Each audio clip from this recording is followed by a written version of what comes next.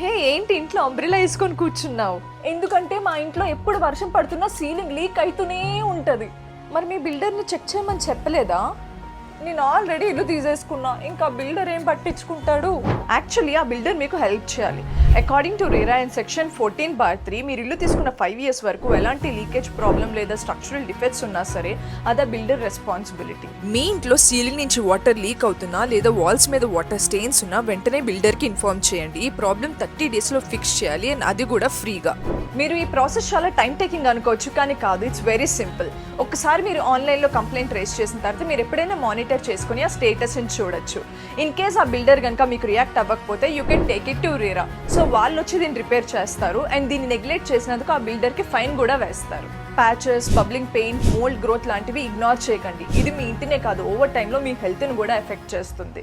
మీరు ఏదైనా ప్రాబ్లమ్ని నోటీస్ చేస్తే వెంటనే ఫొటోస్ ఇంకా వీడియోస్ తీసుకోండి అండ్ ఆ ప్రాబ్లమ్ని రిపోర్ట్ చేయండి.